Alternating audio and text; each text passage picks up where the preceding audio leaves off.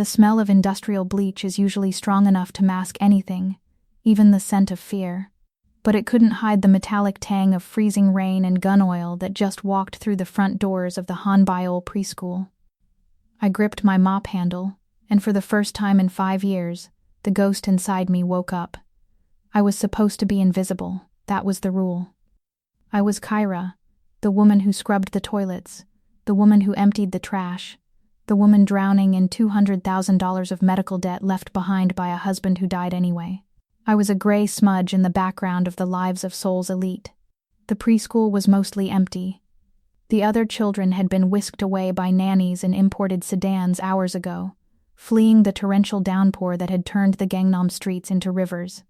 Only one child remained, Siola. She sat in the corner of the reading nook, a tiny porcelain doll with eyes too old for her 5 years. She didn't play. She didn't color. She just stared at the rain lashing against the floor-to-ceiling windows. The teachers whispered about her. The mute daughter of Kim Hyun-woo, the broken princess. I was 10 feet away, wringing out my mop into the yellow bucket, when the front glass shattered. It wasn't the wind. 3 men stepped through the broken frame. They wore tactical gear disguised as heavy raincoats, but the way they moved, efficient, scanning, predatory, gave them away instantly. They weren't burglars. They were extraction. Target located, the lead man said. His voice was muffled by a black mask. He raised a silenced pistol, sweeping the room until the barrel settled on the terrified teacher cowering behind the desk. Grab the girl, leave no witnesses. The teacher screamed. Siola didn't make a sound, she just curled into a tighter ball, trembling. My heart didn't race, it slowed down. The world sharpened into high-definition clarity. The debt, the grief, the exhaustion of working 3 jobs, it all vanished. The janitor was gone. I stepped out from the shadows of the utility closet. The point man turned toward the movement, his gun swinging my way. Janitor. Down. Now. I didn't go down. I stepped forward, putting my weight into my hips. I swung the heavy, wet mop head with the precision of a flail. The thick, gray strands slapped across his face, blinding him with dirty water and bleach. But it was the solid wood of the handle that did the damage. I followed the arc, driving the end of the stick into his solar plexus. The air left his lungs with a wet wheeze, and he folded. Welcome back, my dangerous dreamers. I hope you're all recovering from the holiday chaos, surrounded by wrapping paper and leftovers. Today is Boxing Day, a day for unboxing gifts. But in this story, we aren't unboxing toys or sweaters. We are unboxing the darkest secrets of Seoul's underworld. If you're watching this from the comfort of your couch, hit that like button and subscribe. Let's unwrap this mystery together. Grab your tea, get cozy, and let's see what happens when a struggling widow pushes a mafia boss too far. Let's begin. The first man hit the floor, gasping for air that wouldn't come. The other 2 froze for a microsecond. They were expecting a screaming civilian, not a combatant. That microsecond was all the time I needed. Secure the girl. The second man roared, leveling his weapon at me. I kicked the yellow mop bucket. It skidded across the polished laminate floor like a curling stone, slamming into his shins. He stumbled, his shot going wide and shattering a vase of flowers on the teacher's desk. I was already moving. I wasn't Kyra the widow anymore. I was Ghost. I grabbed the spray bottle of industrial cleaner from my cart, a high-concentration ammonia mix I hadn't diluted yet. I rolled over the teacher's desk, sliding between the second man and Siola. As he corrected his aim, I squeezed the trigger, spraying a stream of burning chemical straight into his eyes. He howled, dropping the gun to claw at his face. I didn't hesitate. I grabbed a freshly sharpened pencil from the jar on the desk. In one fluid motion, I drove it into the soft pressure point just beneath his ear. He dropped like a sack of cement. 2 down. The third man was the biggest. He saw his team fall and abandoned the tactical approach. He pulled a serrated combat knife and lunged. Die, bitch. I sidestepped his thrust, feeling the wind of the blade pass inches from my ribs. He was strong, but he was sloppy. He overcommitted.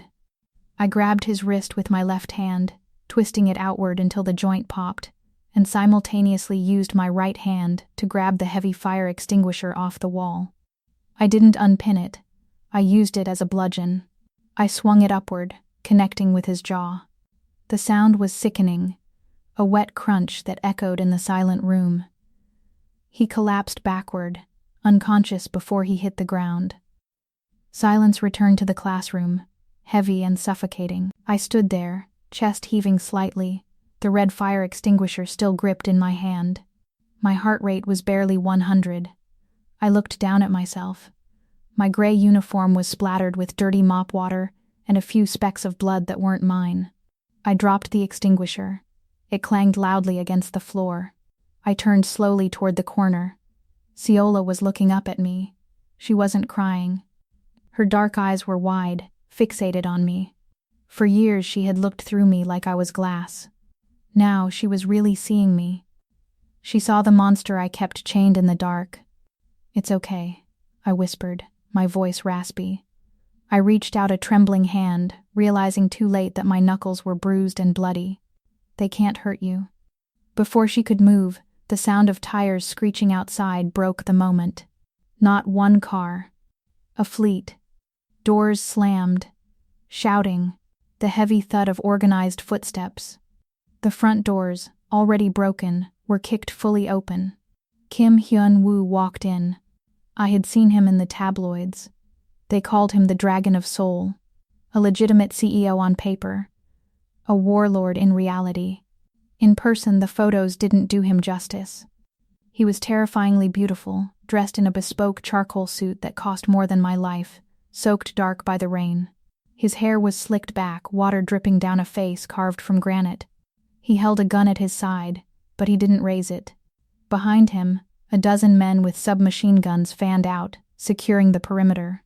Hyun-woo's eyes swept the room. They took in the shattered glass. The unconscious mercenary with the pencil in his neck. The man groaning on the floor with a shattered jaw. Then, his gaze landed on Siola. He saw she was untouched. Finally, his eyes locked on me. I stood between him and his daughter, hands empty, looking like a janitor who had just walked through a war zone. I should have been cowering. I should have been begging for mercy. But the adrenaline hadn't faded. I held his gaze, chin lifted. He walked toward me. The sound of his expensive leather shoes on the wet floor was rhythmic, deliberate. His men moved to check the bodies, but Hyun-woo ignored them completely. He stepped over the man I had bludgeoned with the extinguisher as if he were nothing more than trash. He stopped inches from me. He smelled of rain, expensive cologne, and cold fury. Up close, I could see the flecks of gold in his dark irises. He was analyzing me, dismantling me with a look. He saw the way I stood. He saw the violence in my hands. He reached out. I flinched, instinctively preparing to block a strike, but he didn't hit me. His fingers, cold and rough, brushed against my cheekbone. I hadn't realized I'd taken a hit there during the scuffle, but it throbbed under his touch. His thumb grazed the swelling skin, a touch that was shockingly gentle for a man who looked like he wanted to burn the world down. "Who are you?" he murmured, his voice a low baritone that vibrated in my chest. "Just the cleaner," I said, my voice steady. He looked past me to the carnage I had created with a mop and a pencil. A dark, dangerous smirk ghosted across his lips. "No," he whispered. "You are no cleaner." He stepped closer, invading my space, his heat radiating against my damp uniform. He ignored the dead bodies, touched a bruise on my face, and said, "You saved my life's heart. Now, you belong to me." The walk from the preschool to the waiting motorcade felt like a funeral procession for my freedom. The rain had turned into a deluge, blurring the neon lights of Gangnam into streaks of bleeding color. Blue and red police lights flashed rhythmically against the wet pavement, but the sirens remained silent. That was the first sign of exactly who I was dealing with. 3 police cruisers were blocking the intersection, but the officers weren't rushing toward the preschool with guns drawn. They stood by their vehicles, arms crossed, their gazes averted as Kim Hyun-woo's men escorted me down the stairs. A sergeant nodded respectfully at Hyun-woo as we passed. They weren't here to investigate a multiple homicide. They were here to provide traffic control for the murderers. I was flanked by 2 guards who looked like they were carved from teak wood. They didn't touch me. Hyun-woo had given a subtle hand signal that forbade it. But they boxed me in. Hyun-woo walked ahead, carrying Siola in his arms. Her small head rested on his shoulder, buried in the expensive fabric of his suit. She had passed out from the adrenaline crash the moment he picked her up. He stopped at a sleek obsidian black Maybach that looked more like a tank than a car. A driver held the back door open. Hyun-woo placed Siola gently inside, then turned to me. He didn't speak. He just jerked his chin toward the interior. "Get in." My instincts screamed at me. "Run." The ghost inside my head calculated the odds. 3 seconds to throat punch the driver, 4 seconds to roll under the chassis, a 20% chance of making it to the alleyway before the submachine guns cut me in half. I didn't run. I couldn't outrun a man who owned the police. I ducked my head and climbed into the back of the beast. The door sealed shut with a heavy pressurized hiss that sucked the sound of the rain and the city away instantly. The silence inside was absolute, heavy enough to crush bone. The interior was a different world. It smelled of power, rich, conditioned leather, aged whiskey, and the cedarwood scent of the man sitting next to me. It was intoxicating and terrifying. In contrast, I smelled like a crime scene. The sharp, nose-burning stench of ammonia and bleach clung to my hair. My uniform was damp with sweat and dirty mop water. I felt filthy, a stain on his pristine upholstery. Hyun-woo tapped the partition glass. The car began to glide forward, smooth as oil on glass. I pressed myself against the door, putting as much distance between us as the luxury cabin allowed. I stared out the tinted window as Seoul rolled by. Why didn't I just let them take her? The question was ugly, but valid. I was a janitor. I was nobody.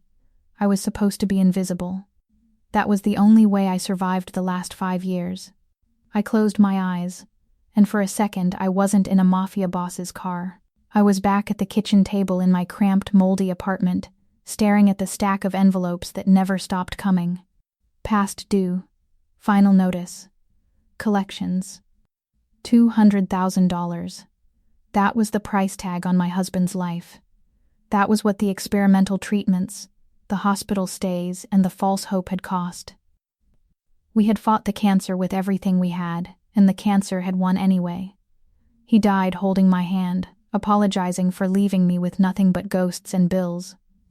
After the funeral, the neighbors started whispering. I heard them when I walked to the bus stop. "That's her," Mrs. Kim from 3B would hiss. "The Black Widow." They didn't mean it in the cool spy movie way. They meant it in the superstitious old world way. They said I was cursed. They said men who loved me died. They said I carried a cloud of misfortune that swallowed everything around me. They crossed the street when I approached. They pulled their children closer. Maybe they were right. I had been an operative for a government agency that didn't officially exist. I had toppled regimes and silenced targets across 3 continents. I survived war zones. But I couldn't save the one soft, good thing in my life. So I buried the operative. I buried Ghost. I took the jobs no one wanted. I scrubbed floors until my hands were raw, trying to wash away the debt and the guilt. I became the invisible janitor. But tonight, the invisible woman had snapped a man's neck with a fire extinguisher. Drink. The single word shattered my internal spiral. I opened my eyes. Hyun-woo was holding a crystal tumbler of amber liquid out to me. His hand was steady, his eyes fixed on my profile. I hesitated, then took the glass.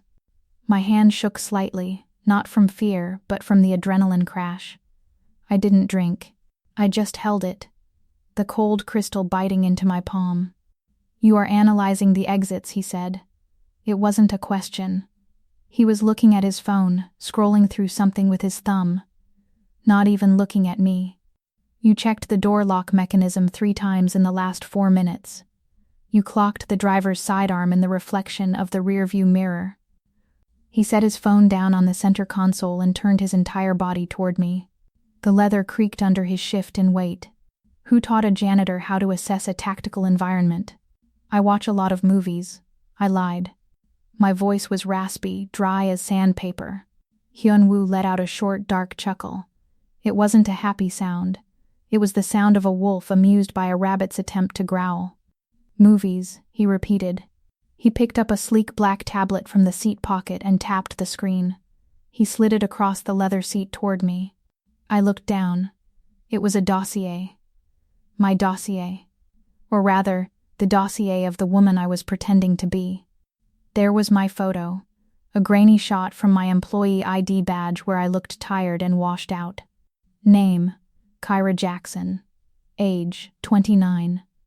Occupation, custodial staff, Hanbyol preschool. Status, widowed. Financial status, insolvent. Debt loads exceeding $200,000. Kyra Jackson. He read the name like he was tasting it, testing it for poison. Arrived in Seoul 5 years ago. Married to an English teacher who died of pancreatic cancer last year. Works 3 jobs. Sleeps 4 hours a night. Pays her creditors just enough to keep the wolves from the door. He leaned in closer. The air in the car suddenly felt very thin. That is a sad story, Kyra. A tragic story. The struggling widow drowning in debt. His eyes dropped to my hands, still clutching the whiskey glass. He looked at the bruised knuckles, the way the tendons stood out in my forearm. But sad widows do not dismantle a 3-man mercenary kill team in under 90 seconds using office supplies, he whispered. The volume of his voice dropped, but the intensity skyrocketed. I saw the bodies, Kyra. You didn't just hit them. You executed them. The pencil entry was anatomical perfection. The fire extinguisher strike, efficient. Brutal. He reached out and took the glass from my hand, setting it aside. He wanted my hands empty. He wanted my full attention. They call you the Black Widow in your neighborhood because they think you are bad luck, he murmured, his face inches from mine. I could see the pores of his skin, the faint shadow of stubble on his jaw. But they are wrong. You aren't bad luck. You are a weapon that has been rusting in a bucket of bleach. What do you want? I asked, dropping the pretense. My voice hardened, the tremble gone. If he saw the monster, I would let him see the monster. The police will file a report stating that a rival gang attempted a kidnapping and was neutralized by my private security detail, Hyun-woo said, sitting back slightly, adjusting his cuffs. You do not exist in that report. There will be no questions asked. So I'm free to go? He looked at me like I was insane. Go? Go where? Back to your basement apartment? Back to scrubbing toilets while debt collectors harass you? He shook his head slowly. You saved Siola. That creates a debt. My debt to you. He paused, and the air charged with electricity. But you also saw my face. You saw my men. You saw the reality of who I am. And you displayed a skill set that makes you dangerous. That creates a liability. The car began to slow down. We were leaving the city center, heading up the winding private roads toward the Han River Hills, the district of the untouchables. I cannot let you go, Kyra. You know too much, and you are too valuable to be wasted on toilets. The car stopped. The lock clicked open. You aren't going to jail, he said, his voice dropping to a command that vibrated in my spine. You are coming home with me. The door opened, letting in the cold wind, but I didn't feel the chill. I only felt the heat of his gaze. I was out of the frying pan and into the fire. And God help me, the fire looked beautiful. The elevator ride to the penthouse took 40 seconds. I counted them.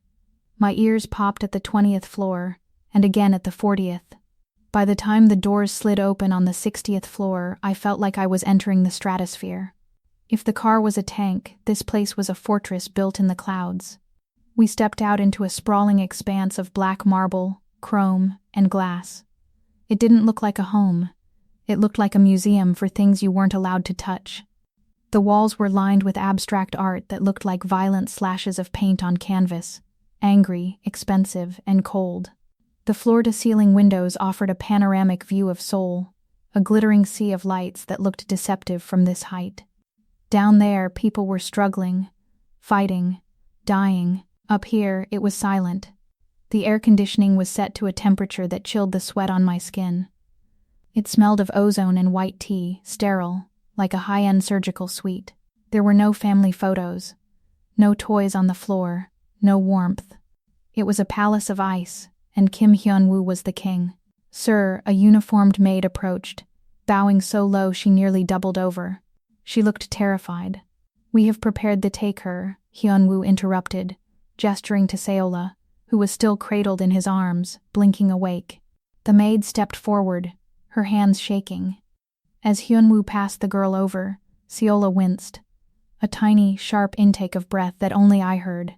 The maid didn't catch it. She grabbed Siola's arm to adjust her hold. Siola's face twisted in silent pain, her mouth opening in a soundless cry. "Stop," I snapped. The command tore out of my throat before I could check it. The maid froze. Hyun-woo turned, his eyes narrowing. I ignored the danger radiating off him and stepped forward, invading the maid's space. "Put her down. On the sofa. Now."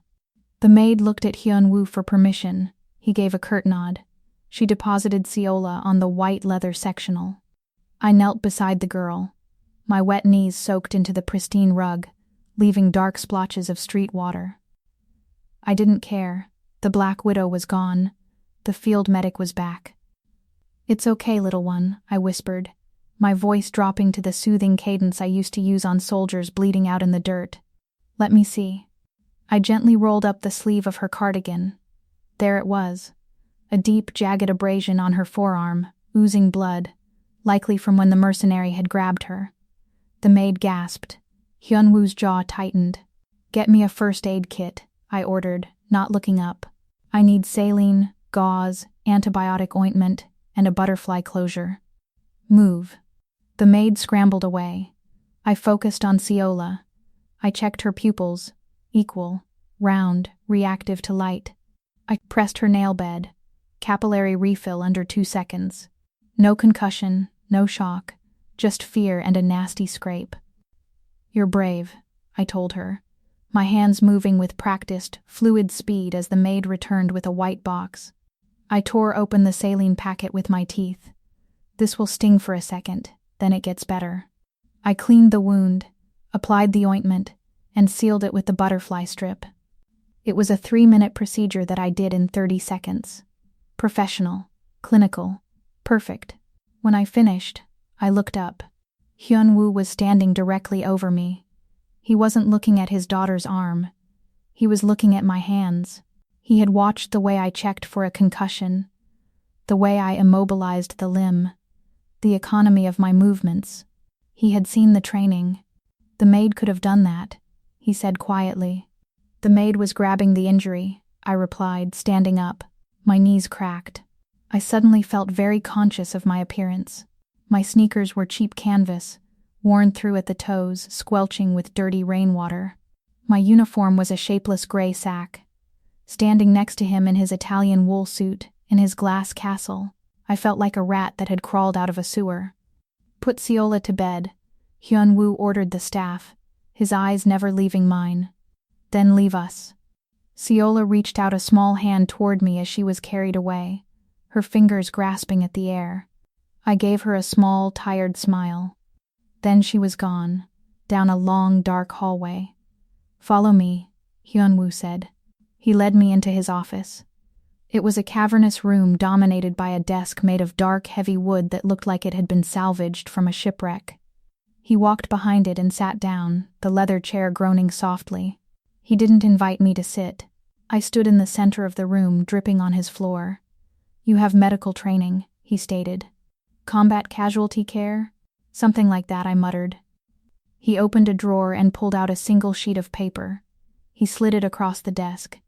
Then he pulled out a checkbook. "I made some calls on the ride over," he said. The sound of his pen scratching against the paper was loud in the silence. He ripped the check out and placed it on top of the document. I looked at the numbers. $200,000. The breath left my lungs. It was a number that had haunted me for 18 months. It was the weight that crushed my chest every morning when I woke up. It was the reason I ate instant noodles and walked 5 miles to work to save bus fare. "That clears the debt," he said, his voice void of emotion. "Every cent. The hospital, the funeral home, the credit cards you maxed out trying to save him." I stared at the check. It was freedom. It was a restart. "And this," he tapped the document, "is an employment contract. You will become Siola's personal mood maker, her shadow, her nanny, her bodyguard." "I'm a janitor," I whispered, my voice trembling. "You were a janitor," he corrected. "Now, you are mine." He leaned back, steepled his fingers. "The pay is $10,000 a month plus room and board. You will live here, in the staff quarters. You will be with her when she wakes up, and you will be watching her door when she sleeps." "I can't," I said. The words tasted like ash. His eyebrows rose. "You are refusing? I am offering you a life, Kyra. I am pulling you out of the gutter." "You don't understand," I said, stepping forward, desperation clawing at my throat. "It's not about the money. I can't be around her. I can't be around people." "Why?" "Because the rumors are true," I choked out. "Not the magic, the reality. Everyone I love dies, Hyun-woo. Everyone I get close to gets hurt. My husband, my team, my parents. I am a magnet for death. If I stay here, if I get close to that little girl, something bad will happen. I am cursed." I meant it. I wasn't fishing for sympathy, I was giving him a warning. I was a black hole. Hyun-woo stood up. He moved around the desk, slow and predatory. He closed the distance between us until I could feel the heat radiating from his chest. I tried to step back, but my heels hit the heavy leather chair behind me. I was trapped. He looked down at me. Up close, his eyes were terrifying, abysses of control and violence. He reached out and tucked a strand of damp, dirty hair behind my ear. His fingers lingered on my neck, right over my pulse point. He could feel my heart hammering against my skin. "You think you are dangerous?" he asked, his voice a low purr. "You think you bring death?" He laughed, a dark, humorless sound that sent a shiver down my spine. "Kyra, look around you. I built this empire on bones. I walk through fire every day. I eat threats for breakfast." He leaned down, his lips inches from my ear. I could smell the expensive whiskey on his breath. "You are worried about your curse? You are worried that death follows you?" He pulled back to look me in the eye. His expression was pure arrogance, the look of a god who had forgotten what it meant to bleed. "I am the Dragon of Seoul," he whispered. "Death works for me." He grabbed my hand, the one with the bruised knuckles, and pressed the pen into my palm. "Sign the paper, Kyra. Stop running. You are in the safest place on earth, because you are in the devil's house." I looked at the check. I looked at his hard, beautiful, terrifying face. I looked at the pen in my hand. I was selling my soul. I knew it. But the ghost inside me was tired of running, and the woman inside me was tired of starving. I took the pen. I bent over the desk, the water from my clothes dripping onto the expensive wood, and I signed my name. "Good," Hyun-woo said, watching the ink dry. "Welcome to hell." The first thing to go was the smell. A maid with a face like stone took my gray uniform, my worn-out sneakers, and even my underwear. She threw them into an incinerator chute in the laundry room. I watched them disappear. The bleach, the sweat, the memories of the preschool floor. It should have felt liberating. Instead, it felt like I was being skinned. I was scrubbed, polished, and reconstructed. I stood in front of a mirror that was taller than my old apartment, staring at a stranger. The woman in the glass wore a cream-colored cashmere sweater that cost more than my car, and loose, flowing silk trousers that whispered when I moved. I looked soft. I looked harmless. I looked like a mother. But under the cashmere, my muscles were still coiled tight. Under the silk, my skin was still mapped with the faint white lines of old knife wounds and shrapnel scars. I felt like a wolf wrestled into a sheep costume. It was itchy. It was a lie. "Dinner is served," the maid announced, her eyes avoiding mine. I followed her to the dining room. It was a cavernous hall dominated by a table long enough to land a plane on. At the far end, framed by the darkness of the city skyline outside the window, sat Hyun-woo. He didn't stand when I entered. He just watched. I sat at the opposite end, 10 feet of polished mahogany between us. The silence was heavy, pressurized. It wasn't the comfortable silence of companionship. It was the silence of a predator assessing a new element in its territory. A server placed a plate in front of me. Filet mignon, medium rare, truffle mash, glazed asparagus. The smell hit me like a physical blow. Rich, savory, fatty. My stomach gave a treacherous growl that echoed in the quiet room. I hadn't eaten a real meal in 2 days. I had been surviving on vending machine crackers and adrenaline. I picked up my fork. I tried to be elegant. I tried to mimic the way he held his silverware, loose and aristocratic. But the moment the meat hit my tongue, the animal took over. I ate fast, efficiently. I didn't savor, I consumed. It was a habit from the field, and a habit from poverty. Eat while there is food, because you don't know when it will come again. Hyun-woo didn't eat. He held a glass of dark red wine, swirling it slowly. His plate was untouched. He watched my throat work as I swallowed. He watched my hands grip the fork. His gaze was physical, a tactile weight on my skin. He wasn't disgusted by my hunger, he was fascinated by it. "You eat like you are running out of time," he said, his voice cutting through the clinking of my cutlery. I paused, wiping a speck of sauce from my lip. I usually am. He took a sip of wine, his eyes dark over the rim of the glass. "You aren't running anymore, Kyra. You are sitting still. Can you handle that?" "I don't know," I admitted.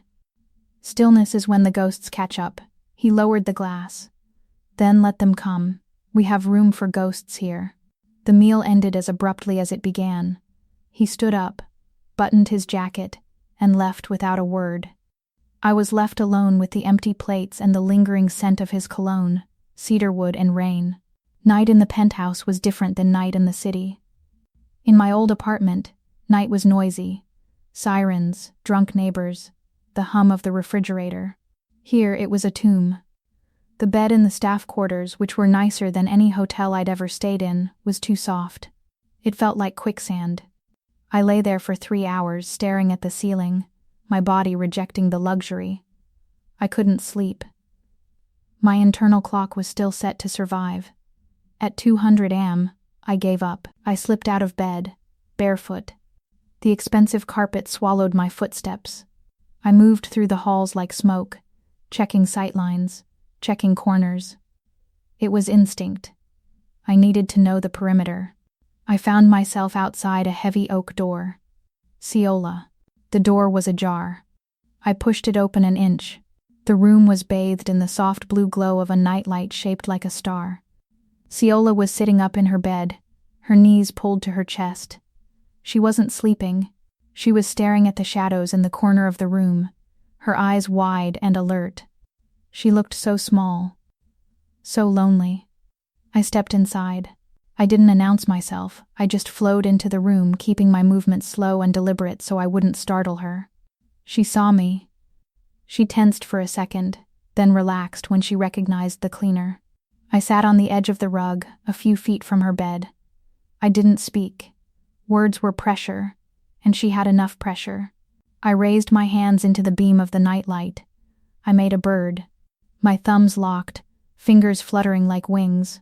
I made it fly across the wall, dipping and diving. Siola watched, mesmerized. I changed the shape. I made a dog. I made it bark silently, opening and closing my thumb. Then, I tried to make a rabbit, but my fingers were stiff from gripping the mop handle for years, and my coordination slipped. The rabbit's ears twisted and it ended up looking like a lopsided blob with a broken neck. I sighed, shaking my head at my own shadow. I looked at Siola and pulled a face, puffing out my cheeks and crossing my eyes, mimicking the deformed shadow monster I had just created. It happened in an instant. A sound. It was rusty, like a gate that hadn't been opened in years. A small, hiccuping noise. Then another. Then a clear, bell-like giggle. Siola clapped her hand over her mouth, her eyes crinkling at the corners. Her shoulders shook. She was laughing. The sound hit me harder than a bullet. It was pure. It was light. It was the first real thing I had seen in this glass prison. I smiled back, a genuine smile that cracked the mask I'd been wearing for 5 years. 3 floors down, in the master study, the air was thick with smoke. Hyun-woo sat in the dark, the only light coming from the bank of high-definition monitors on his wall. He wasn't working. He wasn't looking at stock prices or hit lists. He was watching camera feed 4, the nursery. He had been watching Kyra since she left her room. He had watched her prowl the hallways with the silent, lethal grace of a jungle cat. He had seen her check the exits.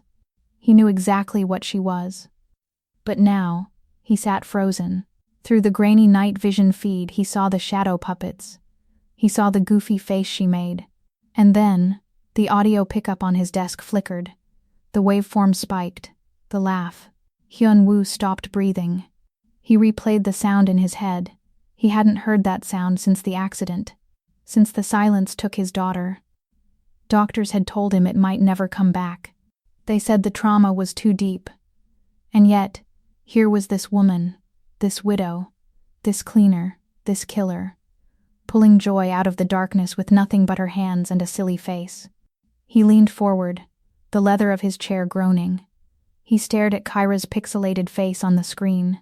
He looked at the curve of her neck, the softness of her smile that was directed at his child. His chest tightened. It wasn't desire, though that was there, lurking in the deep. It was fear.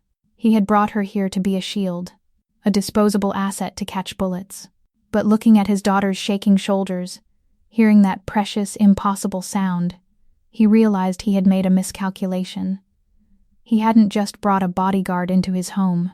He had brought a spark into a room filled with gasoline. Hope, he whispered to the empty room, the word tasting like danger. He reached out and touched the screen, right over Kyra's image. "You really are a witch," he murmured. "And God help me, I think I'm going to let you cast your spell." The sky over Seoul didn't just break, it detonated. The thunder was a physical blow, a concussive wave that rattled the tempered glass walls of the penthouse. To anyone else, it was just a storm. To me, it was Kandahar. It was Venezuela. It was the mortar round that hit the convoy 3 cars back. I woke up gasping, my sheets tangled around my legs like tripwires. My heart was a frantic bird battering against my ribs. "Breathe, Kyra. It's just rain. It's just noise." But the ghost didn't believe me. My skin pricked with phantom shrapnel. I couldn't stay in the small staff room. The walls felt like they were closing in, shrinking into the dimensions of a holding cell. I needed space. I needed to see the threat. I stumbled out into the hallway, wearing only the slip of silver silk Hyun-woo's stylist had left for me. It was thin, barely there, designed for a woman who slept in climate-controlled luxury, not a soldier sweating out a flashback. I made it to the main living area. The room was dark, swallowed by the shadows, until a fork of lightning stabbed the skyline. The flash illuminated the room in stark, blue-white relief, the sharp angles of the furniture, the cold marble, and the silhouette of the man standing by the window. Hyun-woo. He was facing the storm, a tumbler of whiskey in his hand. He didn't turn when I entered. He didn't have to. He knew the sound of my breathing. He knew the weight of my step. "You are awake," he said. His voice was low, competing with the rumble of thunder that rolled through the floorboards. "The noise," I managed to say, clutching my arms across my chest. "It's loud. It's just thunder, Kyra." "Not to me," I whispered. He turned then. Another flash of lightning ripped the sky open, and for a second the darkness vanished. The light hit me. The silk of my nightgown was translucent in the harsh glare, clinging to the sweat on my skin. And in that merciless strobe light my secrets were laid bare. I saw his eyes widen. He wasn't looking at my curves. He was looking at my right shoulder. The silk strap had slipped. Exposed on my skin was a knot of twisted, ugly tissue. A keloid scar the size of a fist where a sniper's bullet had shattered my scapula 5 years ago. It was jagged, raised, and white against my skin. A map of violence. He set his glass down on the side table with a sharp clink. He walked toward me, the predator approaching the wounded animal. I should have covered myself. I should have pulled the strap up. But I was frozen, pinned by the storm outside and the storm inside his eyes. He stopped inches from me. I could smell the peat of the whiskey, the ozone of the storm, and the heat radiating from his body. He reached out. His fingers were cool, dry. He didn't touch my face. He touched the scar. His thumb traced the ridge of the old wound, a slow, deliberate caress that sent a jolt of electricity straight to my core. It wasn't sexual, yet it was the most intimate thing anyone had done to me in years. He was reading my history in Braille. "Who did this to you?" he asked. His voice was a dangerous rumble, darker than the thunder. "A job," I breathed, my voice trembling. "A long time ago. A job that went wrong." "This is not a work accident, Kyra," he murmured, his eyes locked on mine. "This is war. This is torture." His hand slid from my shoulder to my neck, his thumb resting against the erratic pulse in my throat. "You have so much pain trapped in this small body." "I'm not the only one," I countered. The whiskey on his breath was intoxicating. "You stand in the dark drinking alone. You don't sleep either." Hyun-woo's jaw tightened. He moved his hand, guiding my fingers to his own chest, right over his heart. Beneath the crisp white dress shirt, I felt the hard muscle, but I also felt something else. Ridges. The unnatural texture of skin that had been melted and reformed. "Fire," he whispered. 5 years ago. The same fire that took my wife. The same fire that took Siola's voice. I traced the shape of the burn through the fabric. It wrapped around his ribs, a dragon of scar tissue hidden beneath the suit of a king. "We are the same," he said, stepping closer. He was so close now that his thighs brushed against mine. The friction burned. The air between us was thick, heavy with the pressure of the storm and the undeniable, magnetic pull of two people who recognized the wreckage in each other. He leaned in. His eyes dropped to my lips. My breath hitched. I tilted my head back, surrendering to the gravity. I wanted him to kiss me. I wanted him to erase the sound of the artillery with the taste of whiskey and power. I felt his breath on my mouth. I closed my eyes, waiting for the collision. The thunder cracked again, shaking the building. Hyun-woo froze. He pulled back. Not far, just an inch. But that inch felt like a canyon. He looked at me, his eyes blown wide, his pupils dilated black. He looked like a man starving to death who had just pushed a banquet table away. His chest heaved once, a sharp intake of air, as if he was struggling to regain control. He dropped his hand from my neck. The loss of contact left my skin cold. "Go to sleep, Kyra," he rasped, his voice rough, like gravel grinding together. He turned his back on me, facing the window and the chaos outside once more. He picked up his glass, his knuckles white around the crystal. "Go," he commanded, softer this time, but with a steel edge. "Before I forget that you are an employee, and before I do something that neither of us can survive." The dress was blood red. It lay on the bed like a pool of spilled wine, shimmering under the chandelier. It was backless, sleeveless, and had a slit that ran up to my hip. A stylist had brought it along with a pair of heels that looked like torture devices made of diamonds. I picked it up. The silk was heavy, cool to the touch. It was beautiful. It was a masterpiece. But I wasn't looking at the fashion. I was looking at the physics. I turned the fabric inside out. Reinforced seams. Good. It wouldn't rip if I had to tackle a man to the ground. The skirt was loose enough for a roundhouse kick. The bodice was tight, minimizing drag. I slipped it on. It fit like a second skin, clinging to every curve, highlighting the muscle definition I usually hid under baggy sweats. I lifted the heavy skirt. On my left thigh, stark against my skin, was a black neoprene garter. I slid a 4-inch ceramic blade into the holster. It was non-metallic, undetectable by the wands at the security checkpoint. I wasn't a Cinderella going to the ball. I was a gladiator entering the arena. When I walked out into the foyer, Kim Hyun-woo was waiting. He was adjusting his cufflinks, staring into the middle distance. He wore a tuxedo that was midnight blue, cut so sharp it could draw blood. He turned when he heard my heels click on the marble. His hands stilled.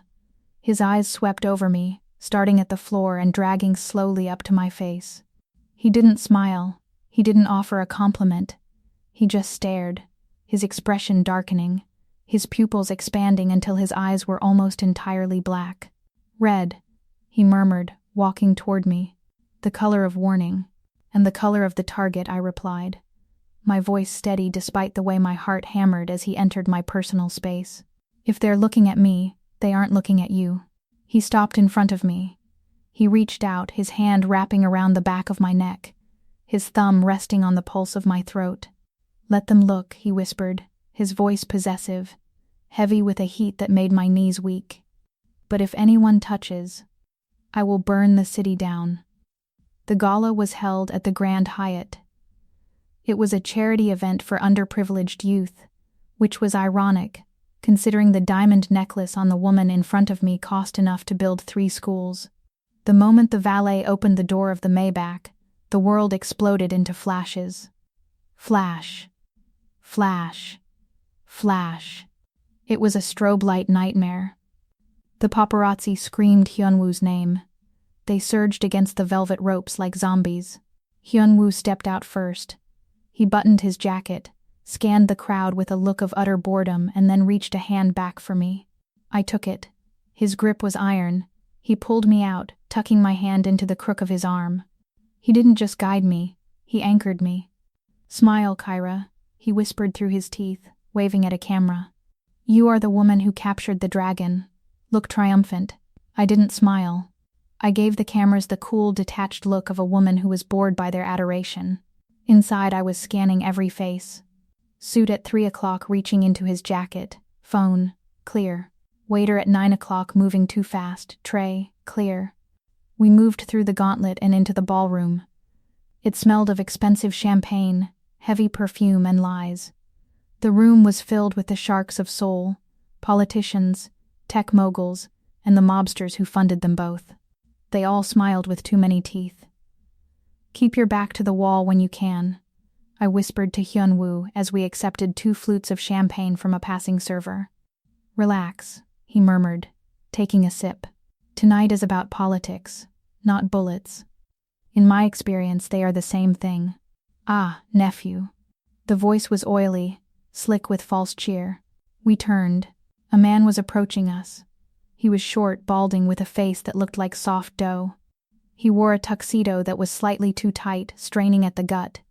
But his eyes were reptilian, cold, dead, and sharp. "Director Choi." "The snake." "Director Choi," Hyun-woo said. The temperature in the immediate vicinity seemed to drop 10 degrees. Hyun-woo didn't bow. He barely nodded. "I didn't think you'd show," Choi said, his gaze flicking to me. He licked his lips. It was a grotesque, unconscious tick. "I heard you were having domestic troubles. A sick child?" "Siola is fine," Hyun-woo said, his voice flat. Good, Choi smirked. He stepped closer, invading our space. He looked me up and down, lingering on the slit in my dress, on the exposed skin of my back. He didn't look at me like a person. He looked at me like a piece of meat in a butcher shop window. "And who is this?" Choi asked, gesturing to me with his glass. "I didn't know you were hiring escorts these days, Hyun-woo. Though, I suppose with your wife gone, a man has needs." The insult hung in the air, toxic and heavy. He called me a whore, in front of the entire elite of Seoul. I felt my muscles coil. I calculated the distance. I could shatter his wine glass into his face, drive the stem into his jugular, and be out the back exit before his body hit the floor. My hand twitched toward my thigh, but Hyun-woo moved first. He didn't strike. He didn't shout. He laughed. It was a soft, chilling sound. He took half a step forward, placing his body partially in front of mine, shielding me. He leaned down, bringing his face close to Choi's ear, but he spoke loud enough for the circle of eavesdroppers to hear. "Careful, uncle," Hyun-woo said, his voice silky and terrifyingly pleasant. "You are confusing your cheap instinct with my expensive taste." Hyun-woo's hand slid from my arm to the small of my back. His fingers splayed out, pressing warm and heavy against my bare skin. It was a claim, a brand. "This is not an escort," Hyun-woo continued, his eyes locking onto Choi's.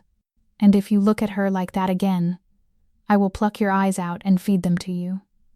Choi's smile faltered. He took a step back, paling. "I was just joking, Hyun-woo. No need to be so serious." "She isn't just a pretty face, Choi," Hyun-woo whispered, his smile not reaching his dead, cold eyes. "She bites, and I am the only one holding the leash. Do not make me let go." He held Choi's gaze for 3 agonizing seconds. The message was clear. She is mine. Insult her, and you die. Choi swallowed hard, nodded jerkily, and scuttled away into the crowd like a roach fleeing the light. Hyun-woo didn't relax. I could feel the tension vibrating through his hand on my back. I looked up at him. His jaw was clenched so hard a muscle feathered in his cheek. He wasn't acting. This wasn't a performance for the other mobsters. He was shaking with rage. "Are you okay?" I asked softly. He looked down at me.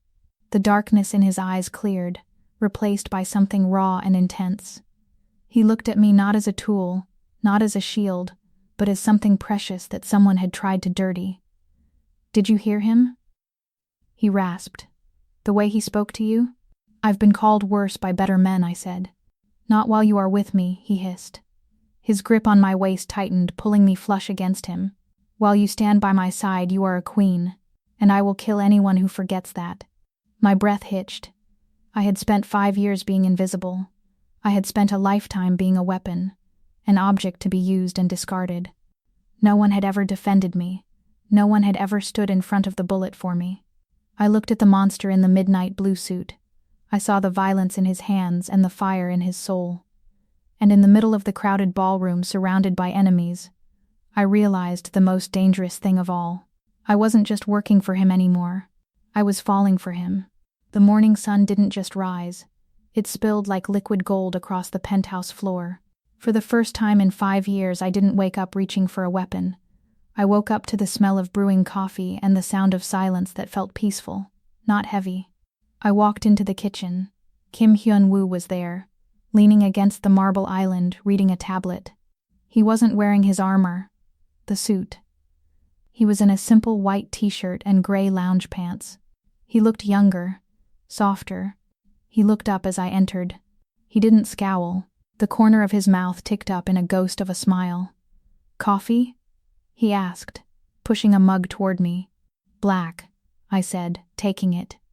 Our fingers brushed against the ceramic. The electricity was still there, buzzing under the surface, but the storm had passed. I took a sip. It was perfect. I looked at him over the rim of the mug. For a moment, I let myself imagine a life where I wasn't the ghost, and he wasn't the dragon.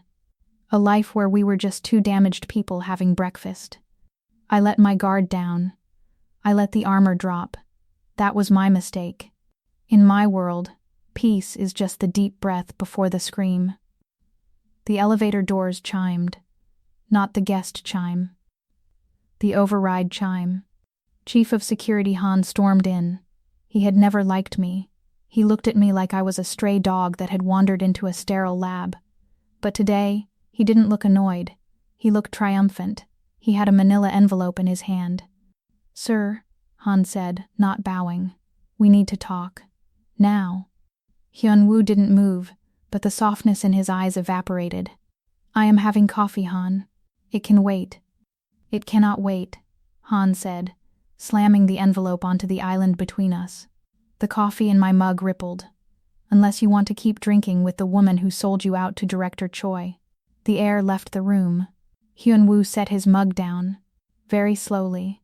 "Explain." Han ripped the envelope open. Spread the photos on the marble. They were grainy, taken with a long-range lens. They showed me, 3 days ago, standing in an alleyway. I was handing a package to a man in a trench coat. I recognized the man. He was a street vendor I bought prepaid SIM cards from.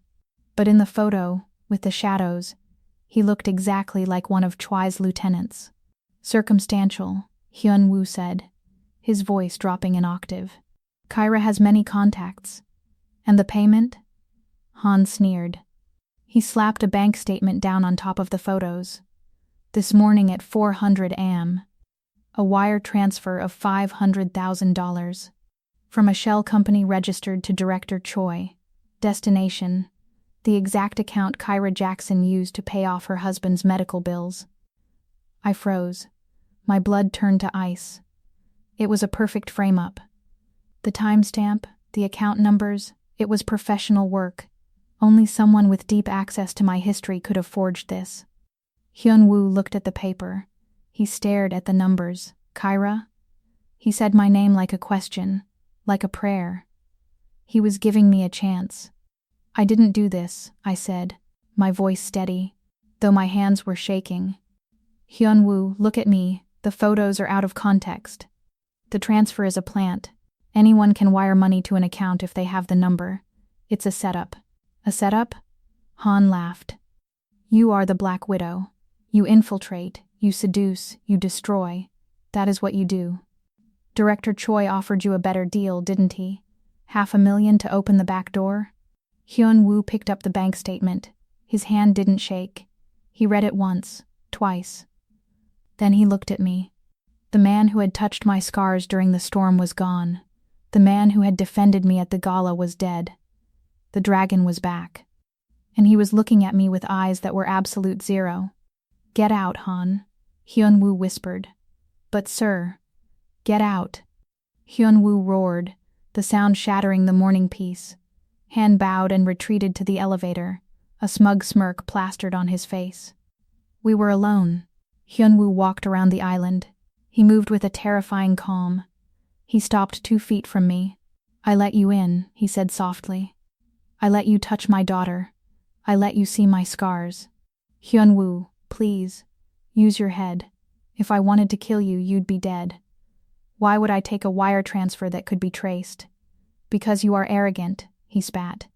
Because you thought I was too blinded by whatever this is, to check.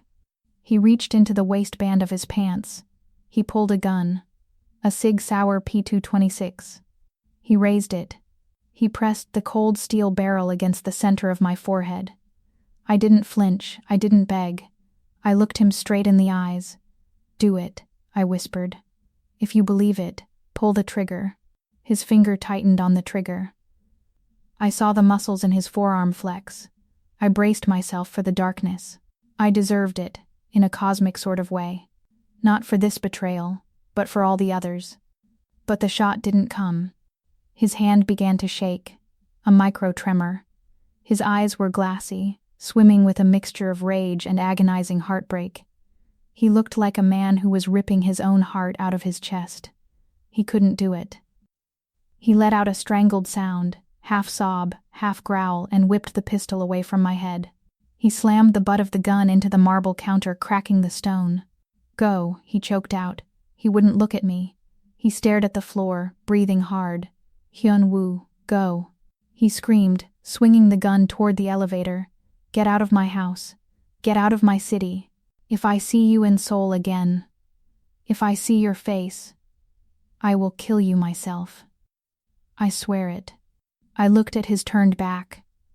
I wanted to fight. I wanted to scream the truth. But I knew the look in his eyes. He was past logic. He was drowning in betrayal. Any word I said now would just be another lie to him. I turned around. I walked to the elevator. I didn't look back. 10 minutes later, I was on the street. I had no coat, no purse, just the clothes on my back and the crushing weight of failure. It had started to rain again, a cold, miserable drizzle that soaked me to the bone. I stood on the sidewalk outside his building, watching the towering fortress of glass disappear into the mist. I was exiled. I was homeless. I was the Black Widow again, alone, hated, and cursed. I started to walk. I should head to the bus station. I should disappear. That was the order. But then, the ghost woke up. I stopped in the middle of a puddle. I replayed the scene in the kitchen. The timing. Han's triumphant entry. The specificity of the bank transfer. It wasn't just a frame-up to get me fired. If they just wanted me gone, they could have killed me. No, they needed me discredited. They needed Hyun-woo to hate me. They needed me out of the penthouse, not just dead, but exiled. Why? Because as long as I was in that penthouse, Hyun-woo was safe. I checked the food. I checked the perimeter. I checked the shadows. With me, gone, he was alone. He was heartbroken. He was distracted. They didn't kick me out to punish me. They kicked me out to clear the path to him. I looked up at the penthouse one last time. The rain mixed with the tears on my face, but my eyes were dry. "You idiot," I whispered to the invisible Hyun-woo. "You just threw away your shield." I turned away from the bus station. I turned toward the dark underbelly of the city, toward the contacts I hadn't used in 5 years. I wasn't leaving Seoul. Kyra the nanny was gone. The widow was back, and she was going hunting. The rain in Seoul is cold enough to crack bone, but on the roof of the tenement building across from the penthouse, I didn't feel it. I had been crouching behind an AC unit for 14 hours. I had no coat. I had wrapped myself in a plastic tarp scavenged from a dumpster. I had no rifle. I held a pair of cheap binoculars I'd stolen from a pawn shop, and a jagged piece of rebar I'd sharpened on the concrete. I was waiting for the inevitable. I knew Han was the traitor. I knew the timetable. You don't frame the bodyguard unless you plan to hit the principal immediately after. At 200 am, the lights in the penthouse didn't just turn off. They were cut. Through the binoculars, I saw the shadows move. Not the shadows of clouds, but the sharp tactical silhouettes of men rappelling down from the helipad. Breach. I dropped the tarp. The ghost didn't need warmth. I sprinted to the edge of the roof. The gap between the buildings was 20 feet, but there was a construction crane servicing the tower's facade. I didn't think. I leaped, catching the wet steel of the crane's arm. The impact shuddered through my shoulders, threatening to tear my sockets, but I held on. I scrambled up the metal, sliding down the cable until I hit the balcony of the 58th floor. I was 2 floors below him. I pulled the Glock 19 I'd taken off a dealer in an alleyway 3 hours ago. I checked the mag. 12 rounds. I didn't use the stairs. I used the external maintenance ladder, climbing straight up into the storm, climbing toward the gunfire.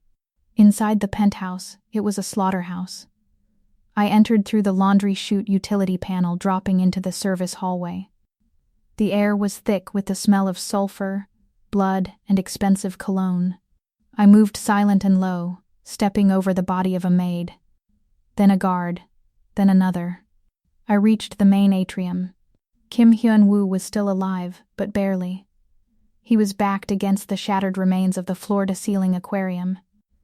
The water had drained out, leaving flopping exotic fish dying on the marble mixed with the blood of the 6 men he had already killed. He was a mess. His white shirt was soaked red. He was favoring his left leg, and his right arm hung uselessly at his side, likely dislocated. He held a combat knife in his left hand, his chest heaving. He looked like a demon at the end of the world, broken, vicious, and refusing to die. 5 mercenaries had him surrounded. They had guns trained on him, but they weren't shooting yet. They were toying with him. Standing behind them, untouched and smug, was Han. "It's over, sir," Han said, kicking a piece of broken glass toward Hyun-woo. "Just tell us where the ledger is and we make it quick." Hyun-woo spat a mouthful of blood onto the white floor. "Come and get it."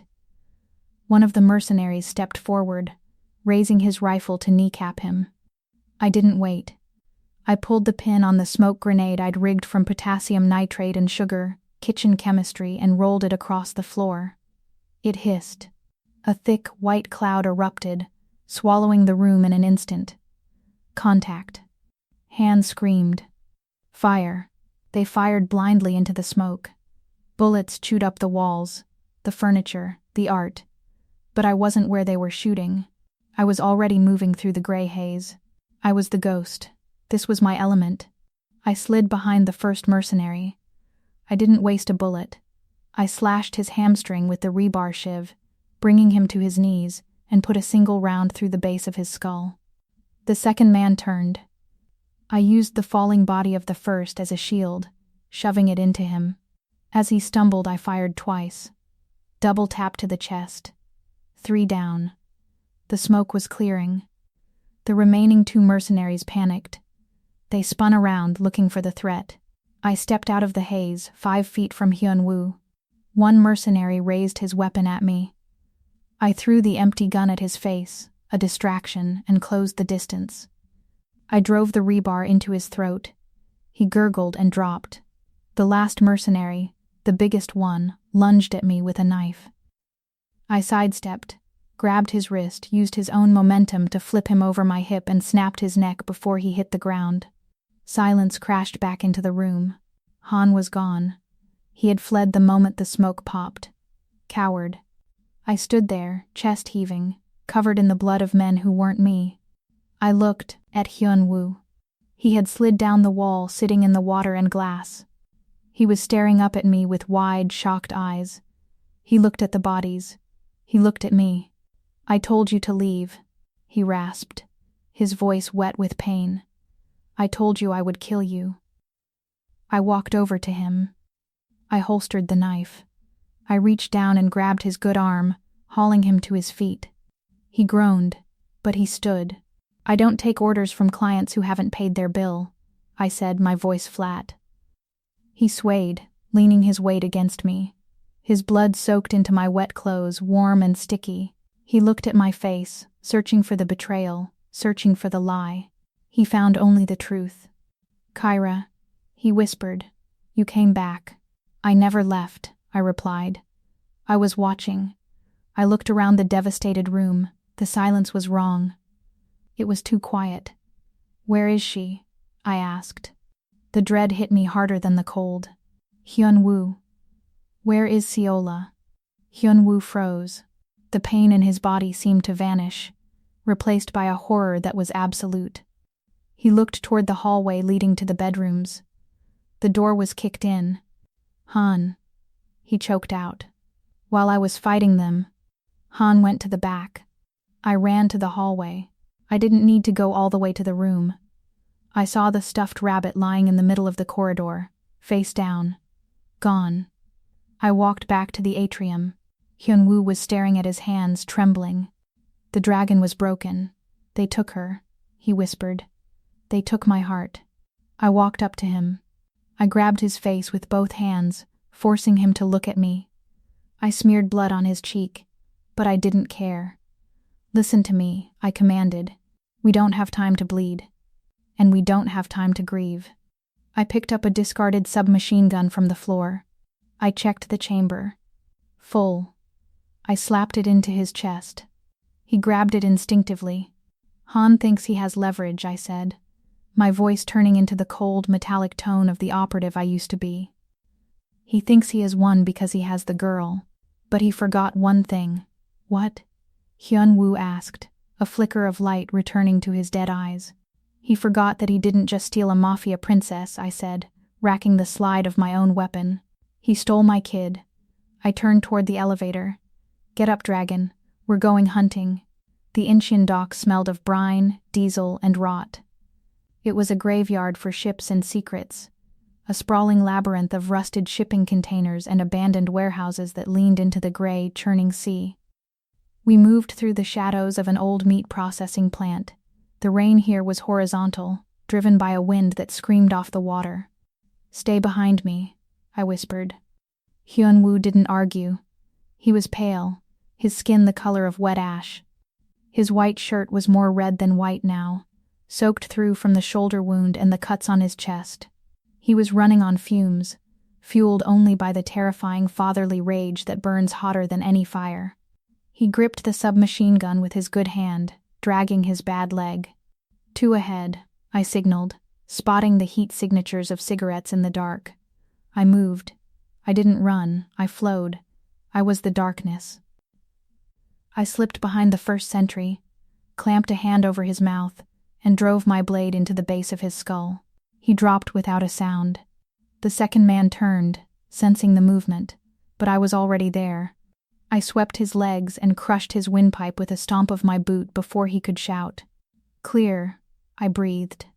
Hyun-woo limped past the bodies. He didn't look at them. His eyes were fixed on the heavy iron doors at the end of the catwalk. She's in there, he rasped. I can feel her. I checked my ammo. 3 rounds left in the Glock. 1 knife. And 2 people to save. We go in hard, I said. I draw their fire. You get the girl. No, Hyun-woo said, straightening up, ignoring the blood dripping from his fingertips. They want the dragon. I will give them the dragon. You take the shot. He kicked the doors open. The main kill floor was a cavernous space of hanging chains and rusted hooks. In the center, illuminated by a single harsh floodlight, was a scene from a nightmare. Siola was tied to a chair. The chair was balanced precariously on the edge of a grated walkway that overlooked a dark, industrial grinder pit. The machinery was silent, but the drop was fatal.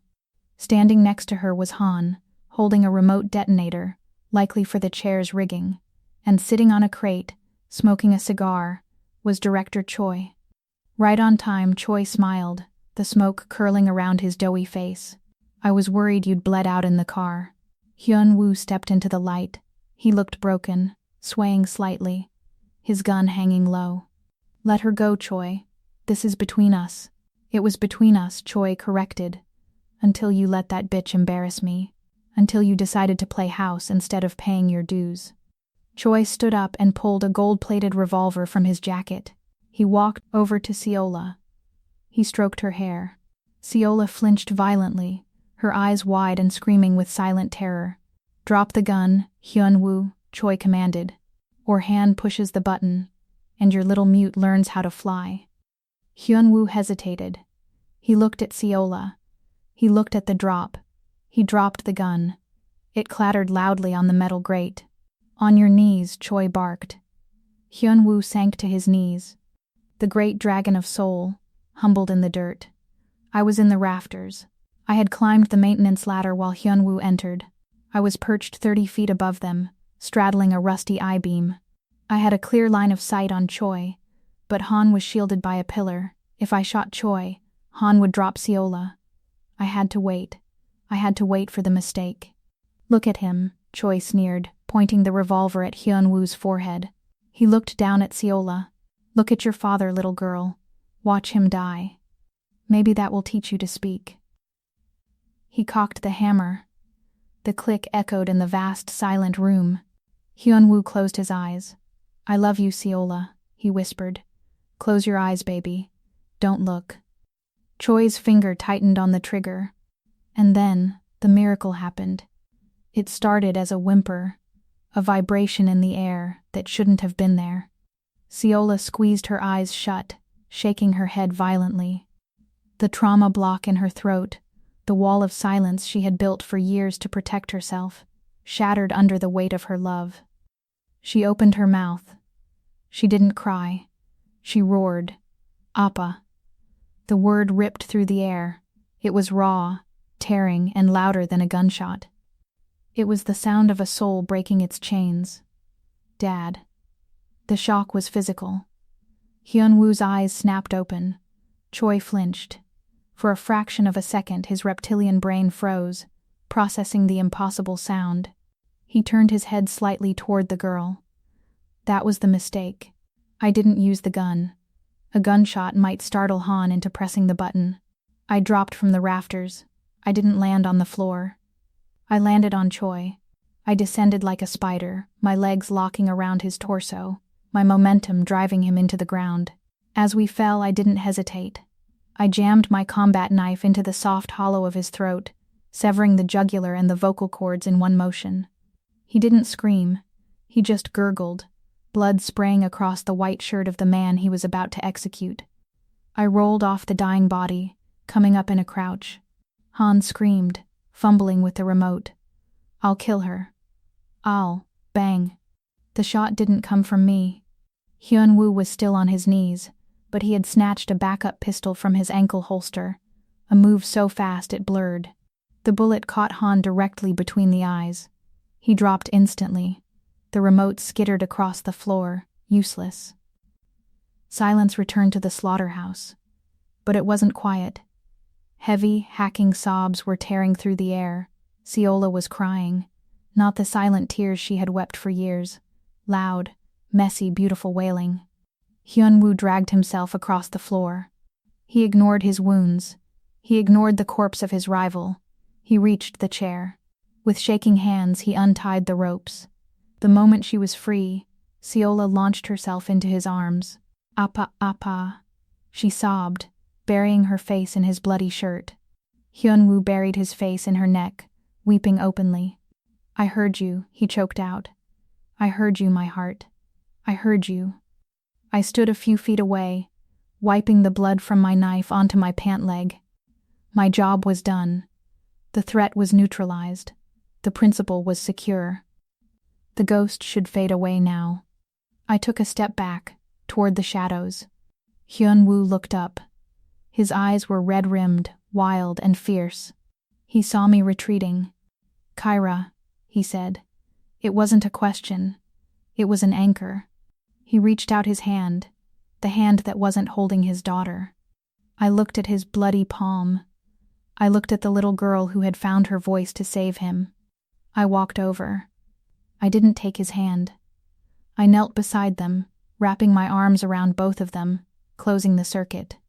Hyun-woo leaned his forehead against mine, and for the first time, amidst the carnage and the rain, the dragon, the princess, and the Black Widow were just a family.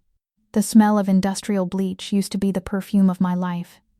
It was the scent of survival, of hiding in the corners of a world that didn't want me.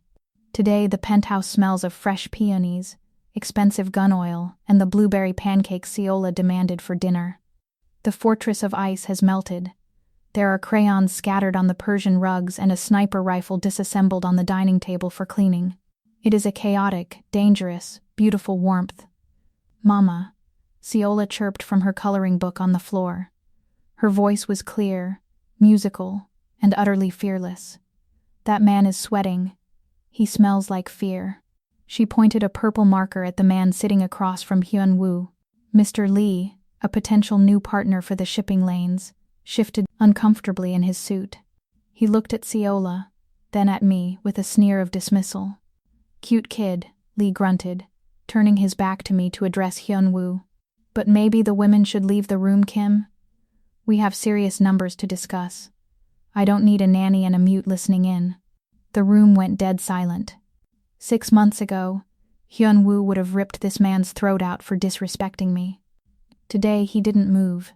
He just leaned back in his leather chair, crossed his legs, and smirked. He knew he didn't need to protect me anymore. I walked over to Mr. Lee. My heels clicked rhythmically on the marble. A countdown. I didn't pour him a drink. I leaned down, bringing my lips inches from his ear. Siola isn't mute, Mr. Lee, I whispered, my voice silky and lethal. And I'm not a nanny. I reached out and picked up the heavy crystal ashtray from the table. I weighed it in my hand, letting him see the scars on my knuckles, the calluses from the trigger guard. I'm the woman who killed Director Choi in a slaughterhouse, I purred. I'm the woman who cleared this building of 10 mercenaries while wearing a cocktail dress. So, you have 2 choices. You can apologize to my daughter and sign the deal at the rate my husband offered, or I can show you exactly how many ways I can use this ashtray to turn your face into a memory. Lee looked at Hyun-woo for help. Hyun-woo just checked his watch. I'd listen to her, Lee. She has a terrible temper. Lee turned pale. He mumbled a hasty apology to Siola, signed the papers with a shaking hand, and practically ran to the elevator. When the doors closed, Hyun-woo stood up. The look in his eyes wasn't just love, it was hunger. It was the look of a king watching his queen conquer.